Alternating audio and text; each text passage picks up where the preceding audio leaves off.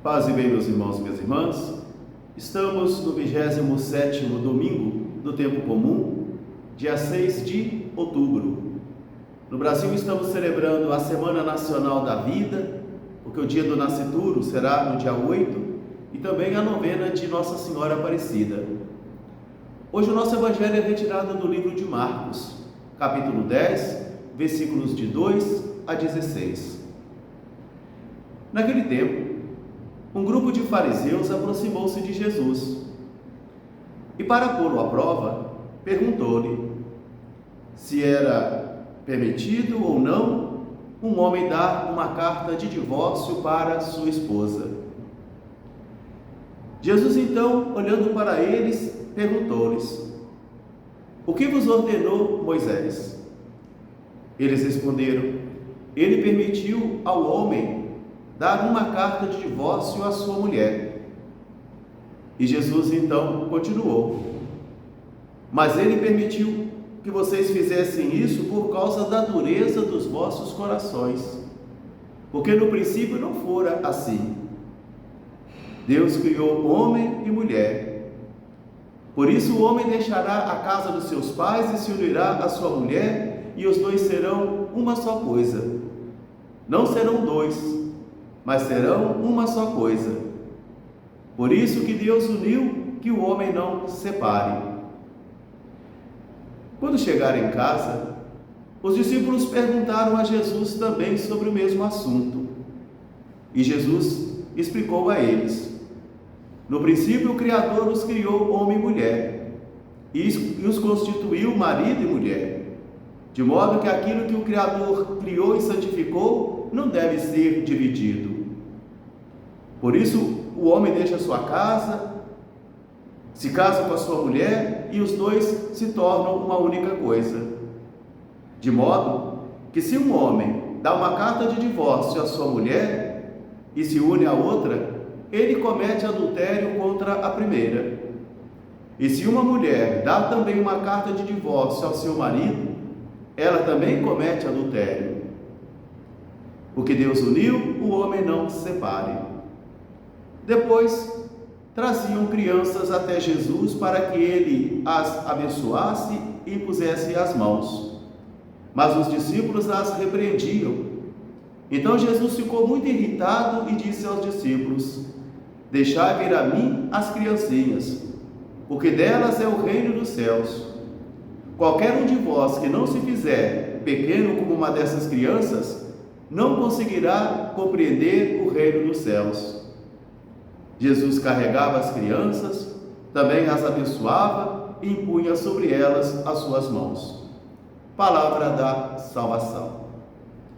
Meus irmãos e minhas irmãs, novamente estamos diante daquela leitura do Evangelho que os padres não gostam de refletir sobre elas, que também muitos pastores não gostam de refletir sobre elas, e também que muitas igrejas já baniram esse Evangelho dos seus cultos. Porque todas as vezes que esse Evangelho é proclamado, ele causa uma certa insegurança, um certo susto, né? Onde as pessoas também se molestam por causa do conteúdo dele. Por isso, em muitas igrejas e em muitas reflexões sobre este Evangelho, se fizeram as opções de não reflexionar sobre ele, não refletir sobre ele. Mas isso não é uma verdade pastoral. Já desde a primeira leitura de hoje do livro do Gênesis, nós vamos encontrando Jesus, então, convidando a cada um de nós para voltarmos à origem, ao desejo, ao sonho original de Deus para o homem e para a mulher, onde a mulher é colocada na vida do homem como uma companheira, alguém que sai da sua costela para não ser nem inferior ao homem e nem superior ao homem, mas para que o ajudasse, e assim os dois como companheiros trilhariam os caminhos da humanidade.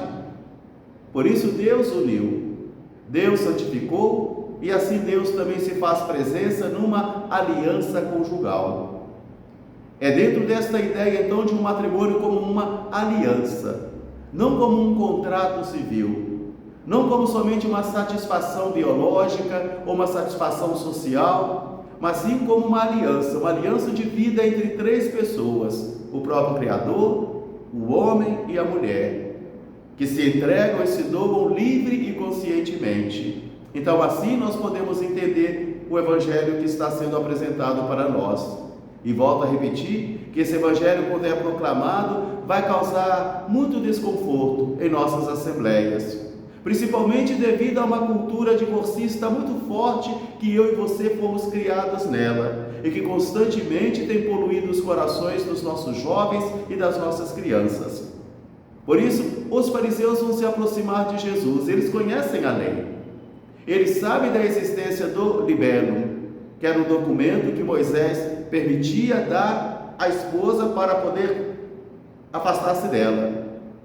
Jesus então vai dizer: o que vos ordenou Moisés? Porque a pergunta é: um homem pode divorciar da sua mulher? E a resposta de Jesus é: o que Moisés vos ordenou? Nos ordenou que podemos dar uma acta ou um libelo. Mas Jesus diz: mas isso foi por causa da dureza do vosso coração?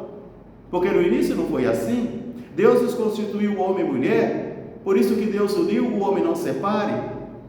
Agora Jesus então vai trabalhar comigo e com você aquilo que a igreja compreende de matrimônio, como uma aliança entre três pessoas: o homem, a mulher e o Senhor.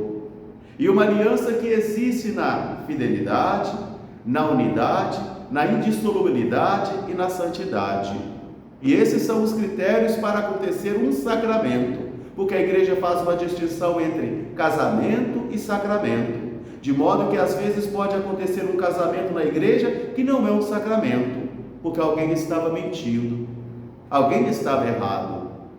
Por isso, as exigências para o sacramento estão aqui: a unidade, a indissolubilidade, a santidade e a fidelidade. Por isso, o matrimônio cristão não convive com a ideia do divórcio, porque o divórcio é muito mais do que uma separação de papel, uma separação civil. É também um dividir filhos, é também um dividir história, e a palavra divórcio, ela vem de desvio de caminho.